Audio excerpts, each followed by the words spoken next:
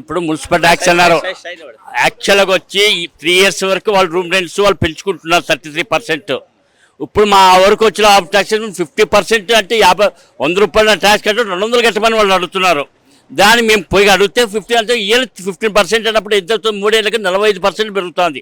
ప్రతి ఇయర్ పెరుగుతూ పోతే బాధలు పెరగవు. ఇప్పుడు ఎంత మేము కట్టగలుగుతాం? చెత్త పన్ను కట్టమంటారు. బయట పిల్లలు చూస్తే ట్యాక్స్ స్కూల్ ఫీజులు పెంచుతారు. ఎక్కడ మన వరకు ఎక్కడ బతుకుతారు? ఇప్పుడు మిడిల్ క్లాస్ హై క్లాస్ వాళ్ళు బాగుంటారు. లో క్లాస్ వాళ్ళకి ఏమంటున్నాడు? వాడు ఏమేమి ఇస్తున్నాడు? అమ్మ తల్లి వడి అని ఇస్తున్నాడు, ఫ్లాట్ ఇస్తాడు. మిడిల్ క్లాస్కి ఏం రావు కదా. నేను ఒక్కటి మీరు ఏమనుకోవద్దండి, ఏ గవర్నమెంట్ అయినా అంతే. ఈయన చంద్రబాబు నాయుడు గవర్నమెంట్ వచ్చినా అంతే, ఈయన వైఎస్ఆర్ వచ్చినా అంతే. మా మిడిల్ క్లాస్ వాళ్ళు బతకలేము. Mind point. మొత్తానికి ఏం కోరుకుంటున్నారు? మార్పు జరిగితే బాగుంటుంది అంటారా? మార్పు రావాలా? ఏదైనా కానీ ఎవరు వచ్చినా సరే మార్పు రావాలా. మార్పు వస్తేనే ఇప్పుడు వాళ్ళు ఉన్నారు అమలీలో, వాళ్ళకి ఇబ్బంది ఏమంటారు? 3 ఏళ్ళతో మాకు పెంచండి అని అంటారు వాళ్ళు. ఇక్కడేమో పెరగాలి కదా. వ్యాపారాలు ఎక్కువ చూస్తుంటే ఎక్కడ ఇండస్ట్రీలో పెరుగుతుంది ఏమన్నా ఎక్కడన్నా కానీ. కరెంటు బిల్లు చూస్తుంటే ఎప్పుడన్నా ఫస్ట్ ఏమన్నారు? మేము పెంచమన్నారు. ఇప్పుడు కరెంటు బిల్లు మినిమం ఛార్జ్ వచ్చి 177 రూపాయలు పెడుతున్నారు.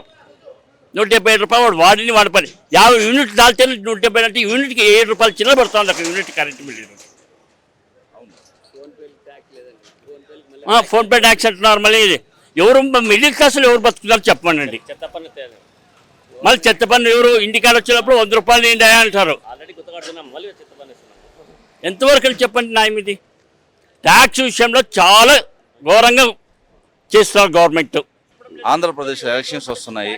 నెక్స్ట్ సీఎం ఎవరు వస్తే బాగుంటుందని మీ అభిప్రాయం? ప్రజలకు అనుకూలంగా ప్రజల కష్టాలని సొంత కష్టాలుగా భావించి ప్రజలకు అందుబాటులో ఉండే నాయకుడు ఎవరైనా సరే, నాయకుడు కాదు ముఖ్యము, ప్రజల సంక్షేమం ముఖ్యం. మేము చేస్తున్నాం అనేది కాకుండా ప్రజలు ఏం బాధపడుతున్నారు, ఏం అవసరం ఉంది వాళ్ళని చూసి ప్రభుత్వం ఎన్నుకోవాలి. తర్వాత జాతీయ ఎన్నికల దృష్ట్యా సమాజం ఆలోచన చేయాల్సింది ఏంటంటే, ఏది భావన సొంతంగా పెట్టుకోకుండా జాతీయ భావన, రాష్ట్రం ఎలక్షన్లో రాష్ట్రం ముఖ్యము, దేశం ఎలక్షన్లో ప్రపంచంలో మన దేశాన్ని అభివృద్ధి చెంది ప్రపంచంలో మన దేశానికి పేరు తెచ్చే నాయకుడిని ఎన్నుకోవాలని కోరుకోవడం. జాతీయ నాయకుడు ఎన్నుకునే దృక్పథం మారాలి.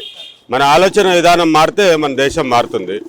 ఇప్పుడుండే ప్రభుత్వాలలో మన దేశానికి ఎటువంటి పేరు ప్రతిష్టలు వచ్చినాయనేది మనకు తెలుస్తూ ఉంది. ఏ ప్రభుత్వం ఉన్నప్పుడు మన దేశానికి ప్రతిష్ట వచ్చింది, ఏ దేశం ఉన్నప్పుడు ఏ ప్రభుత్వం ఉన్నప్పుడు మన దేశం పటిష్టత పెరిగింది.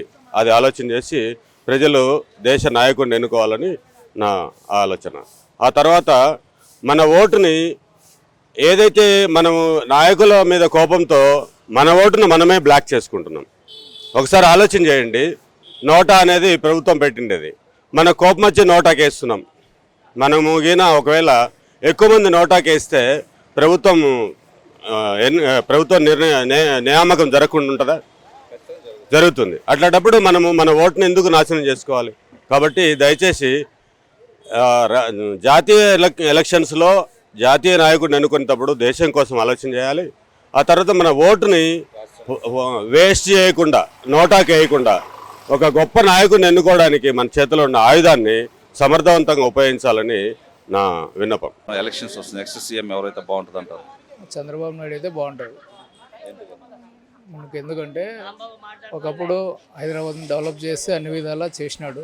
ఇప్పుడు మన రాష్ట్రం కానీ ఆయన వస్తేనే బాగుపడుతుందని మా ఉద్దేశం. ఎవరు ముఖ్యమంత్రి అయితే బాగుంటుందని మీ అభిప్రాయం? మాకు చంద్రబాబు అంటే మేలు మీరు బీదోళ్ళకి అంతే. ఏమని ఇవన్నీ బీదోళ్ళది బియ్యం అన్ని కరెంటు బిల్లు అన్ని రేట్ ఎక్కువ, అన్నీ ఎక్కినాయి, సరుకులు అన్నీ. ఏంటి సార్ మీ అభిప్రాయం ఏంది? నెక్స్ట్ ఎవరు సీఎం అయితే బాగుంటుంది అంటారు? నెక్స్ట్ మాకు చంద్రబాబు నాయుడు అయితే బాగుంటుంది. ఎందుకంటారు? చంద్రబాబు నాయుడు సీఎం అయితే మేలు అవుతుంది మాకు అంతే. మా అభిప్రాయం అదే. ఆయన సైకిల్ రావాలా. టీడీపీ ఏమో టీడీపీ అయితే బాగుంది అనుకున్నాం. ప్రతి ఒక్కరు అదే ఉంది. రైట్, అదే సార్ మన ప్రైమ్ టీడీపీనే. టీడీపీ కావాలంటారు? టీడీపీ కావాలి. ఇప్పుడు సంక్షేమ పథకాలు ఎన్ని ఇస్తున్నా అంటారు? ఎందుకు దాని మీద ఏమైనా చెప్తారా? ఎట్లా సంక్షేమ పథకాలు అమ్మఒడి అవన్నీ ఇస్తున్నారని చెప్తున్నారు. అవన్నీ ఇప్పుడు ఇచ్చిండేదా ఇచ్చిపోయేదా? ఇచ్చిపోయేది కదా, ఇచ్చాను అది ఇది అని చెప్తున్నారు. చంద్రబాబు నాయుడు రావాలంట మొత్తానికి.